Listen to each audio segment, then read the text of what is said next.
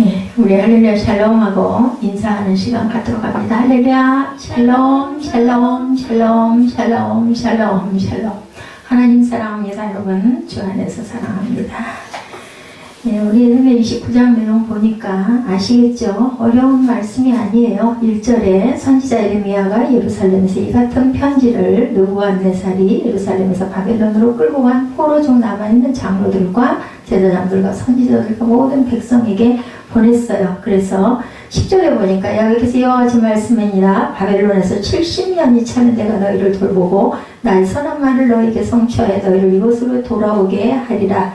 야훼의 말씀이니라. 너희를 향한 나의 생각을 내가 아나니 뭐라 그래요? 11절에 평안이요 재앙이 아니니라. 너희에게 미래와 희망을 주는 것이다 라고 얘기를 하는데 중간에 거짓 선지자들이 많이 일어나죠. 그래서 그들을 내가 죽여버리겠다라는 말씀입니다. 19절부터 보니까 야훼의 말씀이니라. 너희들이 내 말을 듣지 않았기 때문이다. 내가 내 종 선지자들을 너희에게 꾸준히 보냈으나 너희는 그들의 말을 듣지 않았느니라. 여호와께서 말씀하시죠. 20절에 그런즉 내가 예루살렘에서 바빌론으로 보낸 너희 모든 포로여 여호와의 말씀을 들을지니라 말씀합니다. 그래서 만군의 야훼 이스라엘 하나님께서 골리앗의 아들 아합과 마아세의 아들 시드기야에 대하여 같이 말씀하시니라. 그들은 내 이름으로 너에게 거짓을 예언한 자라. 내가 그들을 바벨론의 왕 느부갓네살의 손에 넘기리니 그가 너희 눈앞에서 그들을 죽일 것이니라. 하나님께서는 적국을 통해서도 이렇게 하나님의 역사 그리고 힘들고 어려움을 주는 것도 너희들이 그것들 극복하고 그곳에서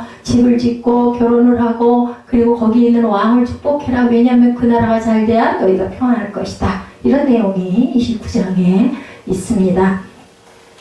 여러분들 부모 마음 여러분들 좀 아십니까? 예, 저는 이제 제가 부모가 돼서 나이가 이렇게 정도 드니까 이제 더 그 전보다 마음을 알 것 같아요. 정말 자기 자녀가 잘 되기를 누구나 아무리 악한 부모라도 바라죠. 그래서 성경에도 보면 아무리 악한 자라도 좋은 것을 주려 하거든 하물며 천국께서 너에게 좋은 것을 주지 않겠느냐고 그러죠. 예.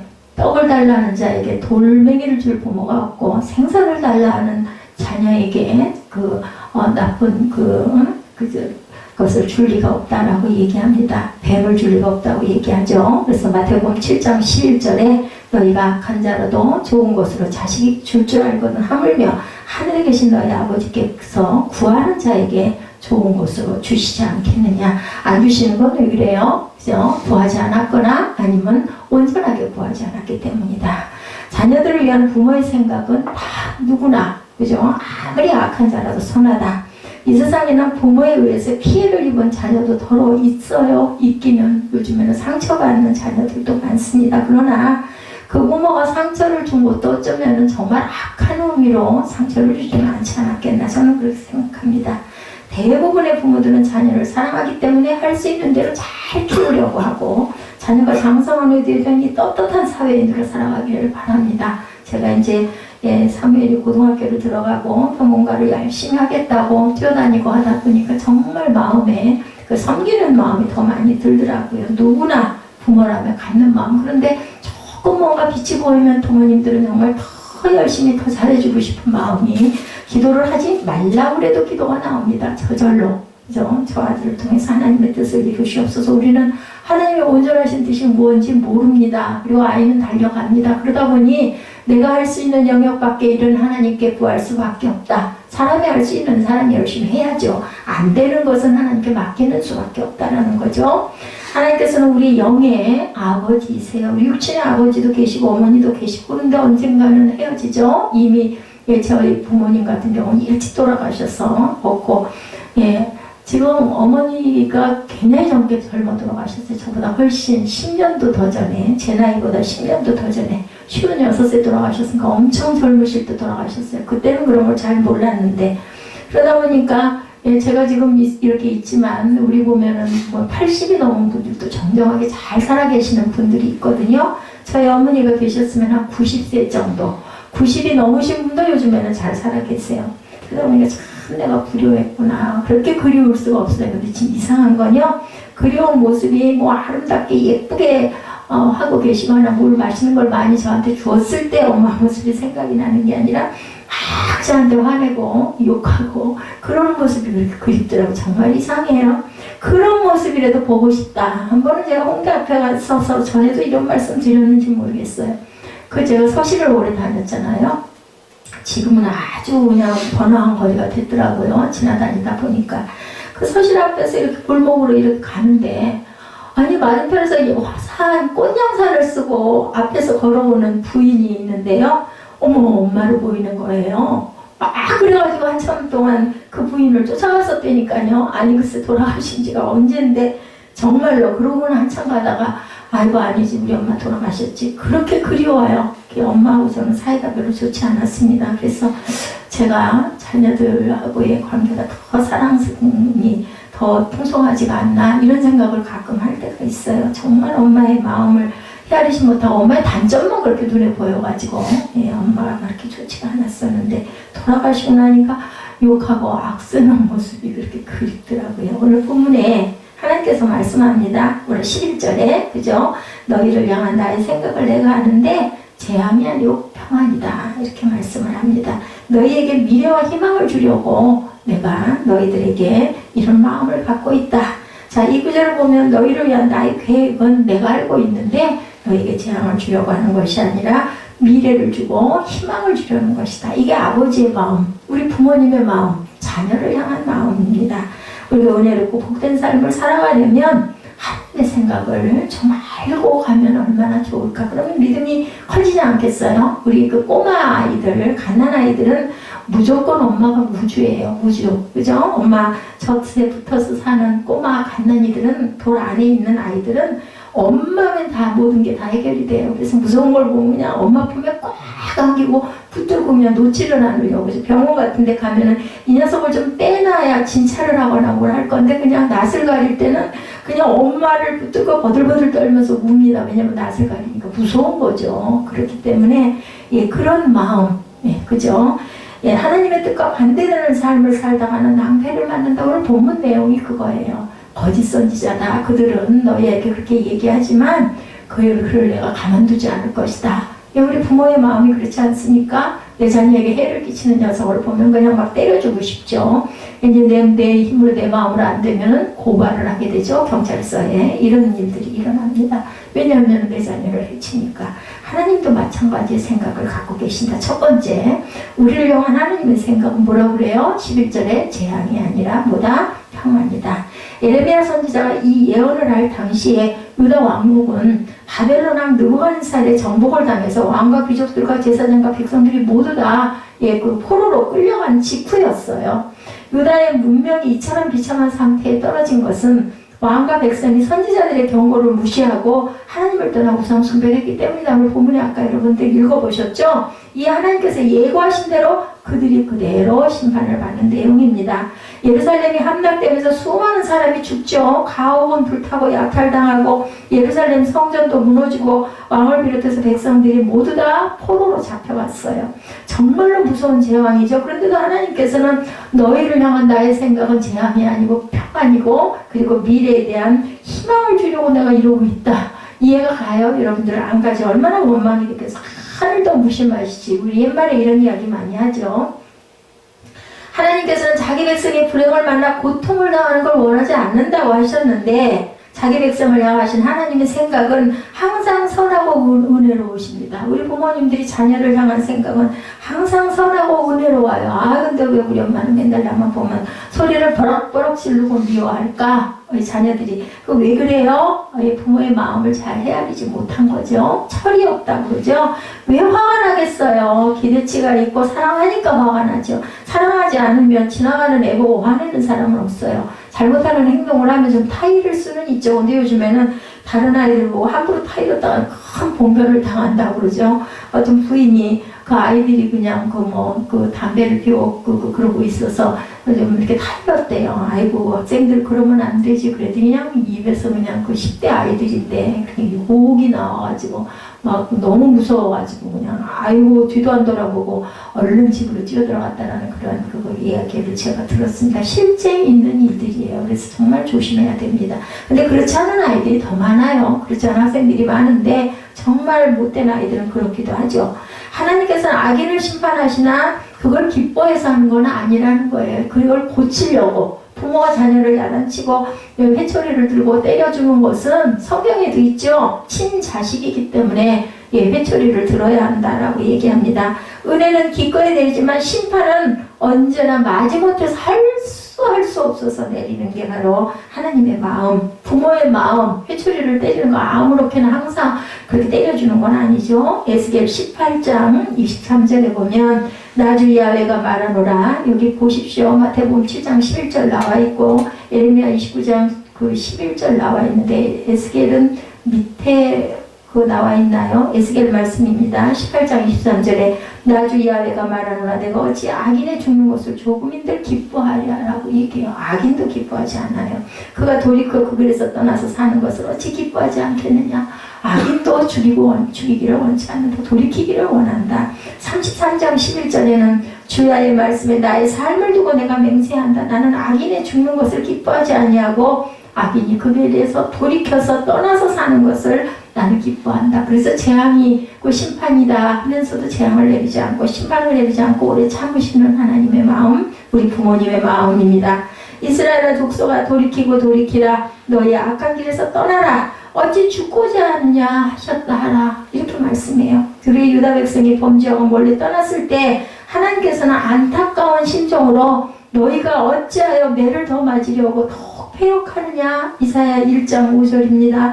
아담과 하와가 선악과를 따먹고 범죄했을 때 하나님께서는 동산 나무 사이에 숨어 떨고 있는 그들을 찾아오셔서 뭐라고 그러세요? 아담아 내가 어디 있느냐라고 물으시죠. 어디 있는 줄 몰라서 물으시는 게 아니라 알면서도 물어보시는 거예요.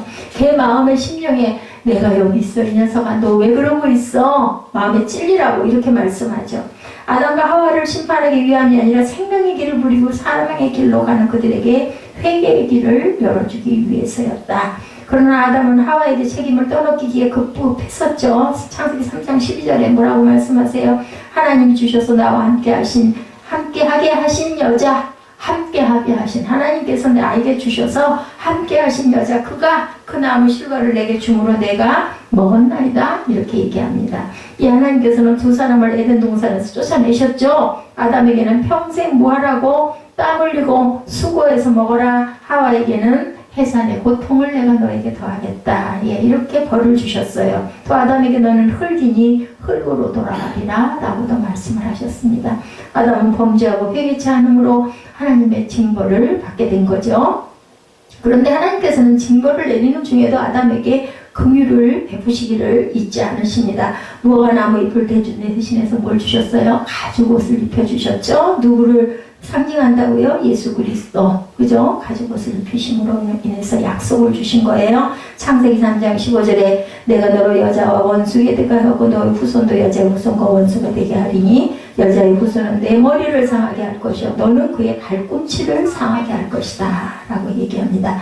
뱀을 저주한 것이지만 그 말씀에는 여자의 후손으로 오실 구세주에 대한 약속의 계시입니다. 이처럼 하나님께서는 진노 중에도 긍휼을 베푸는 분이었다. 더구나 예수 그리스도를 믿어서 하나님의 자녀가 된 성도들에게는 징벌조차도 최종적인 파멸을 막기 위한 손길이었습니다. 지금 이 이스라엘 백성들에게 이런 너희들 거기서 포로로 있으면서 결혼도 하고 집도 짓고 자녀도 낳고 그리고 그 나라 왕을 위해서 기도하고 잘 살아라. 왜냐하면 네가 평안하게 네 씨가 그대로 잘 보존되어 있어야 내가 너희를 돌아오게 하게 할 때 올 수 있지 않겠느냐. 이것도 내가 너희에게 하는 그러한 그 명령이니 해라. 그럴 때 우리는 순종해야 된다는 거죠. 그러니까 당장 환난과 고난이 와가지고 도대체 이게 웬일이야 여도 이것도 내가 통과해야 할 환난이고 이것도 내가 인내하고 가야 되겠구나 하고 순종을 하시는 게 맞다는 겁니다. 히브리서 12장에 말씀하죠. 5절부터 내 아들아 주의 징계하심을 경히 여기지 말며 히브리서 12장 5, 6절입니다.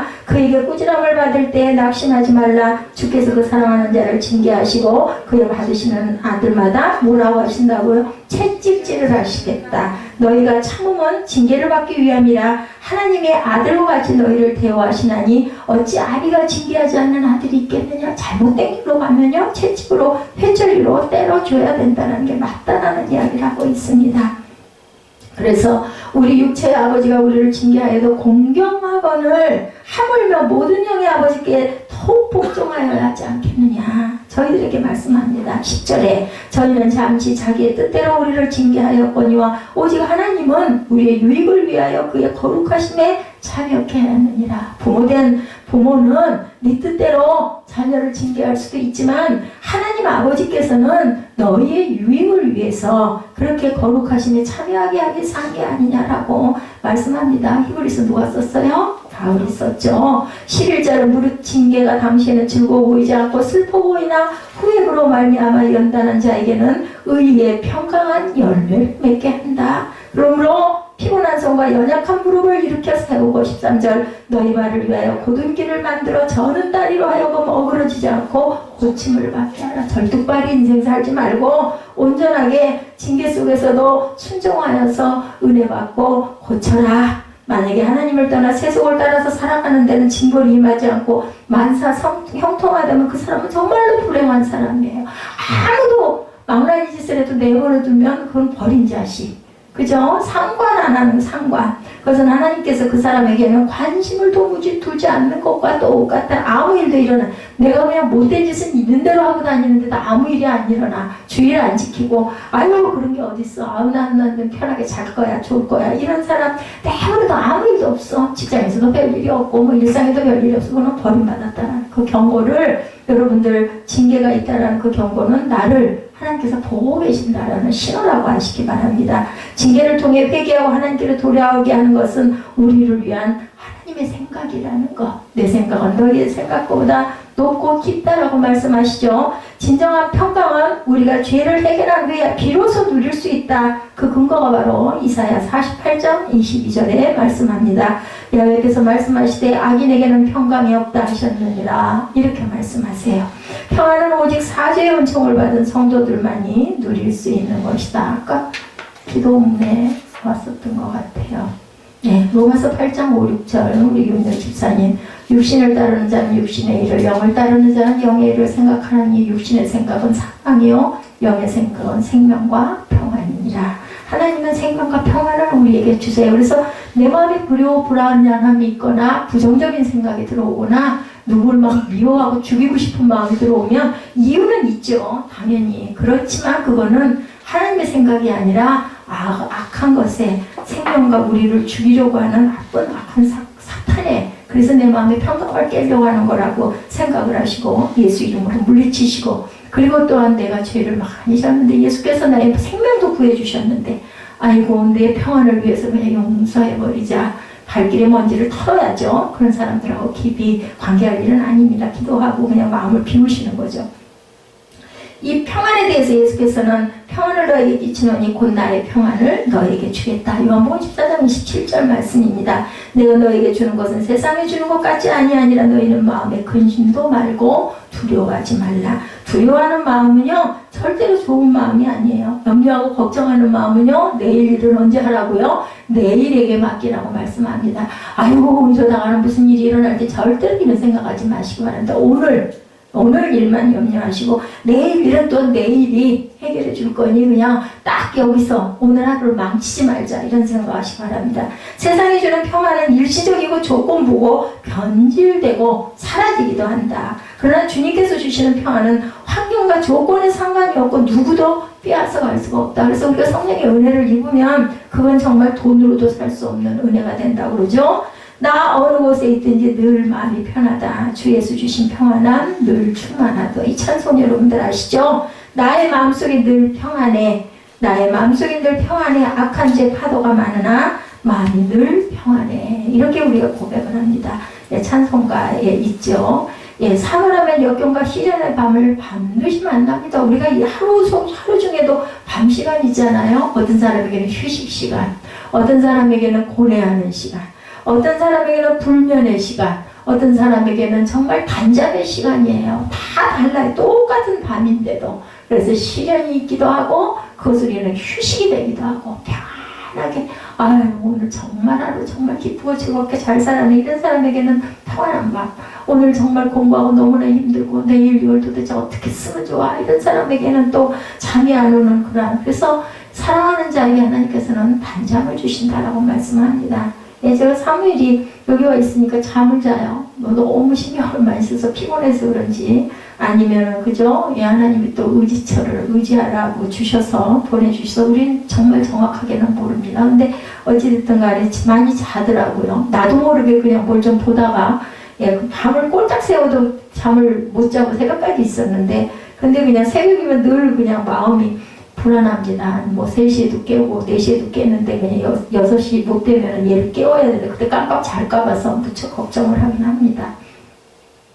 우리가 항상 역경과 시련이 있을 때 나 자신을 돌아볼 줄 알아야 되겠다. 내게 밤 시간인가? 평안한 밤인가? 아니면 내가 시리는 밤을 지금 가고 있나라는 것을 바라보시고 주님과의 관계 가장 중요한 거. 내가 할 바는 열심히 해요. 그냥 하늘에 계신 하나님 나를 도와주시지 않으면 내가 온전하게 갈 수 없다는 걸 항상 고백하시고 하나님과의 관계를 바르게 세우시는 그런 저와 여러분 되시기 바랍니다. 우리가 당하는 시련이 범죄로 이런 것은 아니지만 인생의 마음을 지날 때는 마음을 낮추고 나를 반드시 돌아볼 줄 알아야 되겠다. 그와 동시에 하나님을 바라보고 또한 긍휼을 구해야 합니다. 하나님 불쌍히 여겨주시옵소서. 제가 깨달지 못합니다. 네, 그럴 때 하나님께서 환난을 이길 수 있도록 힘과 위로와 소망을 넘치게 부어주신다라는 것.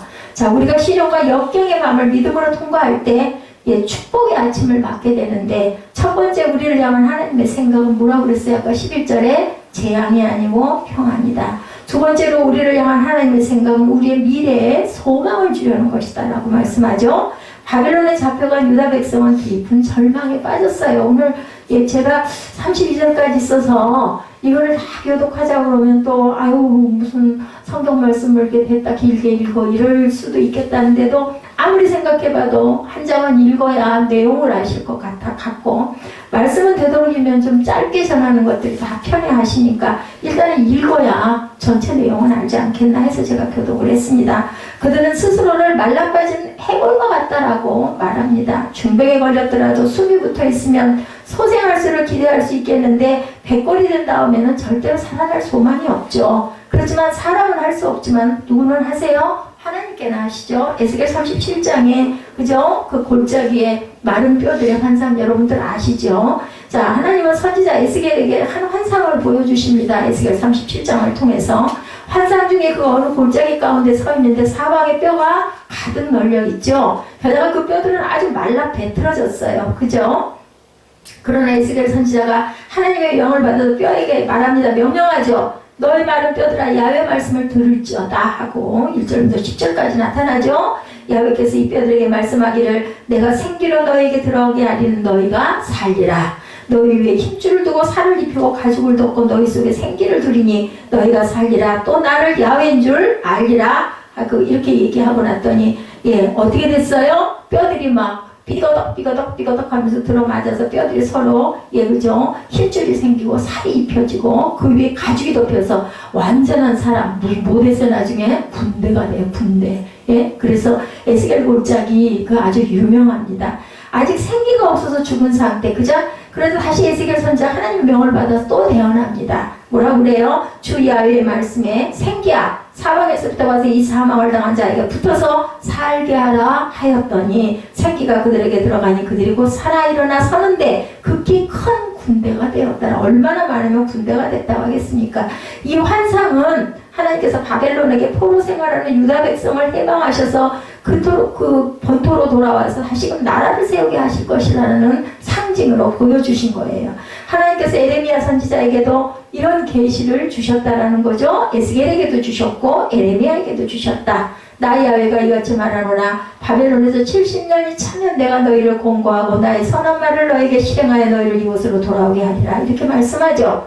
유대인들은 이 예언을 통해 소망을 갖고 자포자기 상태에서 일어나서 성실하게 살아라. 거기다 털을 닦고 살아라. 하나님의 말씀에 순종해서 거처할 집을 짓고 밭을 길고 열매를 먹고 결혼하여 자녀를 생산하는데 희망찬 미래를 바라보고 열심히 일해라 라고 이야기를 하죠. 5절 보면 5절 6절에 이런 말씀을 합니다. 너희 딸이 남편을 맞아 그들로 자녀를 낳게 하여 너희가 거기서 번성하고 줄어들지 아니하게 하라. 7절에 너희는 내가 사로잡혀 가게 한 그 성읍에 평안을 구하고 그를 위하여 야훼께 기도하라. 이는 그 성읍이 평안함으로 너희도 평안을 아니 사는 땅이 잘 살아야 그 사람들도 보호를 받을고 너희도 보호를 받지 않겠느냐라는 이야기입니다. 유대인들은 이 예언을 통해서 소망을 갖고 다시 일어나고 살아야 된다는 거죠. 하나님의 말씀에 순종해서 거처할 집을 짓고 밭을 일구고 열매를 먹고 결혼하여 자녀를 생산하고 희망찬 미래를 바라보고 열심히 살게 되었다는 겁니다. 70년은 포로로 잡혀간 그들의 입장에서 보면 굉장히 길어요. 1세대가 죽죠. 뭐 오래 살겠어요. 뭐가 그렇게 기쁜 일이 있어서 오래 살겠습니까? 무슨 영향이 있어서 그렇게 잘 먹고 잘 살겠습니까? 그러나 고국으로 돌아갈 소망이 있으므로 납치만 하고 인내할 수 있다. 그래서 우리가 뭔가 목표를 세우고 내가 이걸 이룰 거야 하다 보면 어때요? 열심히 나죠? 아까 우리 9시 예배에서도 그 통계에 나왔다고 그러죠? 굉장히 그런 부분에 그저 힘이 솟는다라는 통계가 의학적으로도 통계가 나타납니다. 희망을 가진 사람은 어려움도 능히 이겨낼 힘이 생깁니다. 또 희망을 가진 사람은 노인이라도 젊은이처럼 살아갑니다. 그래서 소망이 없는 사람은 나이가 젊은 사람이라도 이미 노인이고 나이가 많이 들었어도 소망을 갖고 열심히 살아가는 자들은 젊은이다 이런 이야기를 합니다. 소망을 상실하는 사람은 소년과 청년이라도 무기력한 나날을 보낼 수밖에 없습니다. 사무엘 울만이라는 시인은 말하기를 나이를 더해가는 것만으로 사람은 늙지 않는다. 이상을 잃어버릴 때 비로소 늙는다. 이 말은 맞습니다. 제가 그 전에 한 7, 8년 됐죠. 벌써 7년 정도 된 것 같아요. 그 충격을 받고 나서는 완전히 몸이 막 무너져 버리는 그런 그 실제의 상황을 제가 겪었죠. 이렇게 세월은 피부의 주름살을 늘려가지만 열정을 잃으면 마음이 시들어버립니다. 고뇌, 공포, 실망에 의해서 기력은 땅을 기고 정신은 먼지가 된다 이렇게 얘기합니다. 하나님으로부터 아름다운 희망, 기쁨, 용기, 힘의 영감을 받는 한 그대는 젊은이다. 이게 물만의 이야기예요. 성도들은 특권은 최악의 암울한 환경에서도 하나님을 의지하고 희망을 붙드는 그것이 바로 우리의 특권입니다. 이 지구상의 수많은 사람들 중에 하나님께서 저와 여러분들을 불러서 자기 백성을 삼으신 까닭이 무엇일까? 매일매일 성령으로 인도하시고 때를 따라 깨닫게 하시고 징계도 하시는 까닭. 징계는 받기 싫지만 매운매는 또 맞아야 할 때도 있습니다. 그것은 우리로 하여금 하나님을 경외하고 평안과 소망 가운데 살게 하시려는 뜻입니다. 죽지 않고 일어나게 하려는 뜻이죠.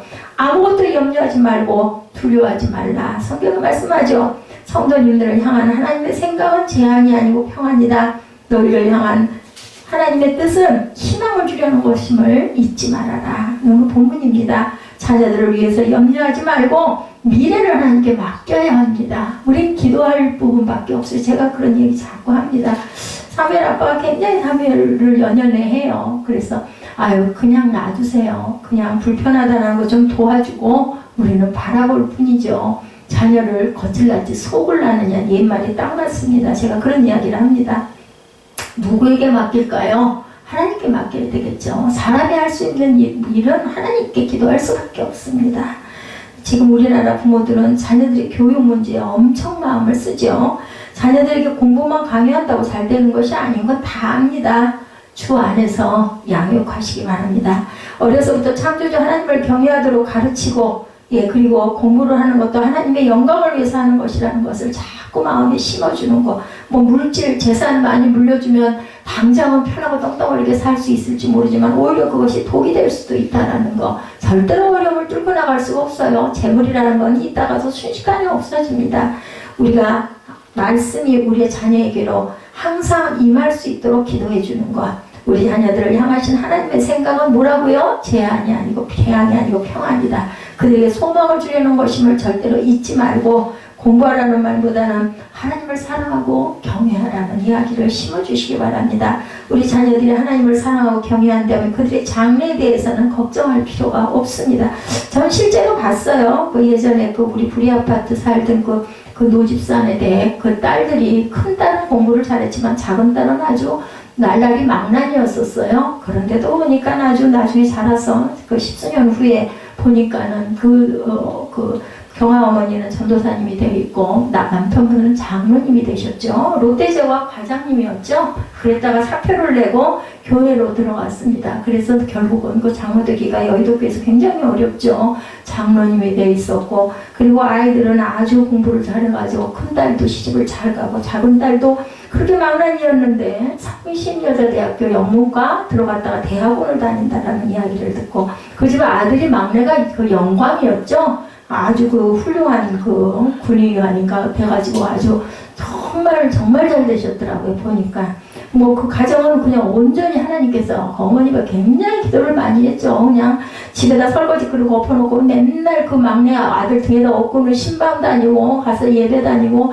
아주 야단도 많이 맞고, 그냥 주변 사람들이 도대체 집이 저게 뭐야 이럴 정도로 완전 뭐에 미친 거야. 하나님께 미친 거죠. 그건 자기 힘으로 되는 게 아니에요. 기도도 얼마나 잘했는지 내가 그때 그분 만나가지고 은혜를 받았던 그 시간이 있었습니다. 나는 잘났다고 번쩍거리고 다녀봤대자 결국은 빈탕이었고, 그분은 그렇게 아주 잘 남편을 위해서 기도하더니 자녀를 위해서 그렇게 아주 그 영광이 정말 물고 아주 개구장이 아주 말도 못했었어요. 근데 그렇게 훌륭한 청년이 돼가지고 아주 훌륭하게 잘 자랐더라고요.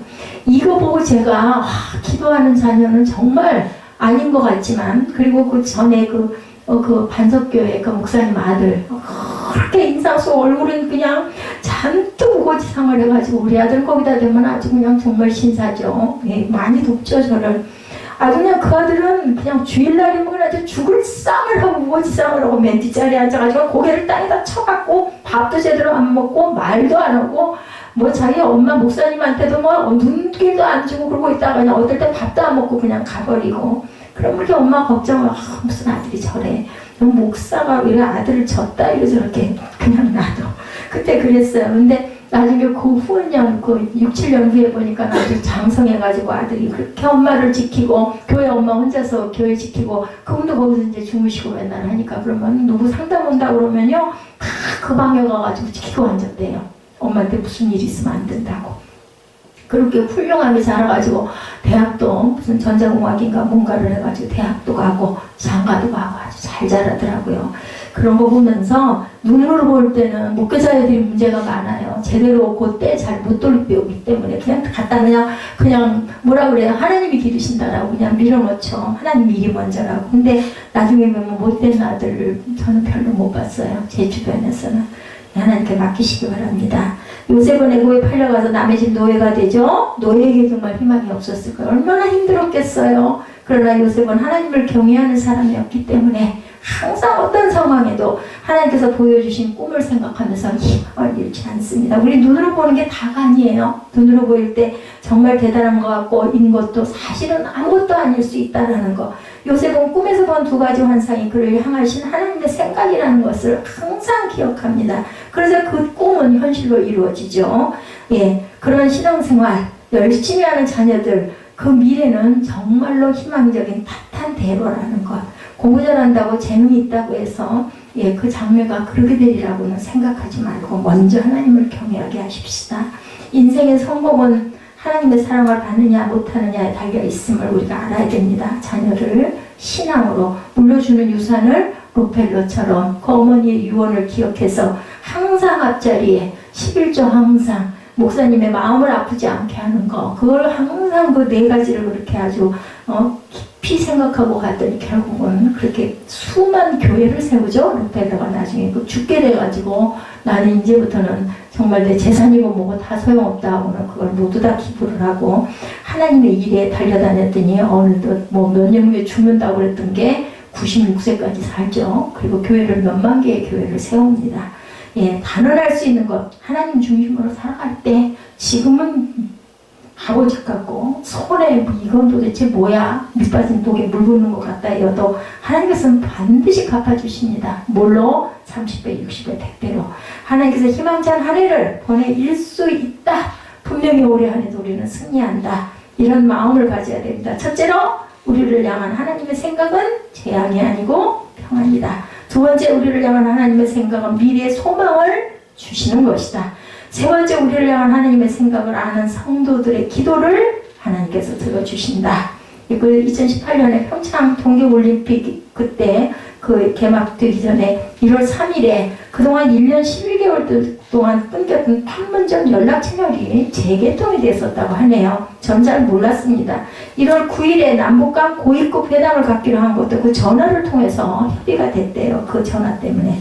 남북 간에 적대 관계가 있었지만 소통할 수 있는 채널이 열려 있다는 것은 굉장히 중요했다고 합니다. 남북 간뿐 아니라 대인 관계도 중요하겠죠. 모두 다 휴대폰 갖고 있어요. 뭐 요즘에는 뭐 6개월 간격으로 뭐 8개월, 10개월 되면 새 기종이 나오죠.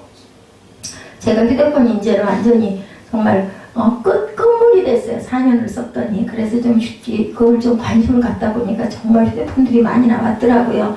휴대폰 갖고 아는 사람과 연락을 하죠. 집에서도, 길에서도. 우리 청소년들은 뭐 딱, 기본이 딱 이 자세더라고요. 보니까. 사람 얼굴을 안 봐요. 그냥 다 이러고. 그래서 목 디스크가 굉장히 우려가 된다고 이게 조심하라는 이야기를 많이 합니다. 저마다 이렇게 휴대폰 갖고 있습니다. 휴대폰에 등록된 전화번호는 많은데 내가 정말 어려움이 있을 때 연락할 수 있는 사람. 제가 어저께 너무 힘들고 피곤해가지고 교회를 얼른 올라와야 되는데 시간은 어느덧 4시가 다 된 시간이었고 낮부터 움직이다 보니까 뭐 아이 서점으로 어디로 좀 다니다 보니까 안에 차를 주차를 했는데 문을 열기만 하면 빽빽 소리가 울리는 거예요. 뭐 어떻게 해도 안 돼. 불은 켜져가지고 불도 꺼지지도 않고 아무리 별짓을 다 해도 뭐 트렁크가 열렸나 뭐 문 열림 있으면 앞에 불이 뜨잖아요. 문을 닫으면 괜찮아. 안에서 문을 닫으면 나는 얼른 나가야 되겠는데 그래도 도저히 안 돼가지고 이거 도대체 차를 끌고 또 정비센터를 가야 되나. 정비센터가 지금 열일이나 했을까. 토요일인데 그러다가는 어쩔 수가 없어가지고 제 차를 그 사주신 과장님 전화번호가 있길래 또 그것도 얼른 찾아지지도 않아. 자주 연락을 안 해. 그분한테 전화를 해가지고 그분하고 한 10분을 둘이 헤매고 전화로 얘기를 하고 해가지고 봤더니 상향등이 어떻게 손에 이렇게 치여져가지고 내려와야 되는 게 이렇게 켜져 올라가 있었던 거야. 세상에 그거 하나 이렇게 내리니까 아무런 소리가 안 나는데 와 정말 그죠? 얼마나 고마웠는지 얼마나 고맙고 미안했는지 막 저는 계속 얘기하죠. 이게 왜 안 되는지 모르겠어요. 그분은 얼마나 답답했을 거예요. 그래서 나중에 너무너무 죄송했다 그랬더니 아유 아니라고 이렇게 그죠? 예, 그 많은 전화번호가 있어도 뭐 이거 도대체 누가 고쳐줘. 그죠? 안 되더라고요. 하나님께서는 성도들의 도움을 청할 때 절대로 아유 왜 바빠 죽겠는데 전화하니 이런 얘기 안 하신다라는 거. 너희는 내게 부르짖으며 내게 기도하면 뭐라고 그러세요? 내가 너희를 들을 것이요. 내가 전심으로 나를 찾으면 나를 만나리라고 말씀합니다. 하나님께서는 우리의 기도를 들어주시는 것처럼 위대하고 은혜로운 일, 그것처럼 대단한 일은 없습니다. 기도는 하나님께서 성도들에게 주신 은혜로운 특권 가운데 최상의 특권이라는 걸 잊지 마시고요. 입술로 계속 고백하시기 바랍니다. 예, 저는 그래서 계속 고백을 합니다. 제가 여러분들 모르는 부분 한 가지 말씀을 드릴게요. 예, 간증이기 때문에 말씀을 드립니다. 예, 집 번호를 오랫동안 그죠 우리 에스더 전도사 그 휴대폰 번호로 이렇게 해가지고 하다가 어느 계기가 있어가지고 번호를 바꿨어요. 그 번호 바뀌었을 때 아마 유집사님하고 예지가 힘들었을 거예요. 도대체 이게 뭐 앞주지도 없고 도대체 무슨 번호야 이해가 안 가니까. 근데 저는 이해를 했기 때문에 그냥 딱 저희 교회 그 비번도가 쳐가지고 002937이에요. 00 이별 29 이별이고 3회 네가 이제 지켜라. 지금 한 점수 잡아들여. 하나님이 마음을 주시다. 그래서 제가 그거 딱 올려놓고 그 잊어버릴까 봐 잊어버려지지 않더라고요. 애한테 계속 얘기를 합니다. 근데 아이는 지금 집에 없어요. 왜냐면 이제 학교를 그것도 이상해요. 훈련이에요. 말씀은 다 마쳤습니다. 애를 여기다가 또 재워야 될 텐데 저도 여기 와서 자라고 하기가 너무나 불편한 거예요. 신경이 계속 쓰이니까 방은 좁고 그럼 또 본인도 제 눈치를 많이 볼 것 같고 제가 쉬지는 못할 것 같고 이런 것 때문에 계속 갈등이 왔었어요. 에스더 전사는 애를 좀 가서 못 데리고 계실 거면 애를 좀 데려다 놓으시는 게 어때요? 얘기를 하는데 그게 안 됐는데 계기가 그렇게 오더라고요. 예지가 그 교회를 쉬겠다고 하는 바람에 그 하나 데리러 가기가 그러니 너 그럼 토요일날 와서 가서 자고 에스더 전사님한테 미안하니까 너 여기서 예배를 드리자 그랬더니 그래야 되겠다고. 그것도 잘 안 됐었죠. 그러다 언젠가부터 여기서 이제 몇 주를 한 달이나 됐나 서너 번 됐는데 그러면서 이제 학교 갈 상황이 되다 보니까는 그래도 첫날은 집에서 가겠다고 얘기를 하다가 본인이 내가 그냥 여기서 자고 가는 게 맞겠어. 그렇게 하다가 여기서 잠을 자게 되더라고요. 잠을 자게 되면서 그러면서부터 이제 엄마에 대한 그 손길 그리고 사랑 이런 걸 많이 아이가 느끼게 되고 저도 또 애한테 못해줬던 거를 밥을 못 챙겨주고 그래서 늘 마음이 안타까운데 챙겨주게 되고 그러면서 아이의 행동이 변하고 태도가 변하고 생각이 변하고 아니 어느 날 갑자기 아이가 철이 든 소리를 하는 거예요. 전혀 보통 우리 하지 않던 소리를. 저는 하나님의 계획이시고 섭리고 은혜라고 생각됩니다. 그게요. 그 나만 장군 사건 아시죠? 7번 요단에 몸 담그라고 했을 때 담글 때마다 조금씩 하얘지던가요? 아니었잖아요. 순종하고 6번 담고 7번째 들어갔다 나오면서 완전히 병이 나았던 그 모습처럼 하나님은 어느 날 갑자기 우리는 몰라요. 근데 하나님이 정한 때가 있고 시간이 있다고 저는 생각을 합니다. 지금도 물론 사무엘이 뭐 그렇게 뭐 예배를 뭐 잘 드리고 뭐 제 말을 잘 듣고 뭐 버릇을 다 하고 그렇지는 않은데 근데 시발점이 있었어요. 제가 9시 예배도 말씀을 드렸지만 그 수영을 하면서 애가 환경이 생활이 바뀌었어요. 부지런해지고 그 군것질하는 거 다 끊게 되고 그리고는 열심히 수영을 하고 다니면서 자기가 몸이 날씬해지고 보기가 좋아지고 하니까 막 거기에다 소망을 두고 그러면서 근면해지고 그건 내가 열심히 할 거야. 그러면서 고등학교로 가면서 중학교 때 그 잘못했던 것들 이제는 다 지워버리고 고등학교 가서 내가 열심히 해가지고 이제는 정말 바람직한 그런 모습을 내가 가져가야 되겠다.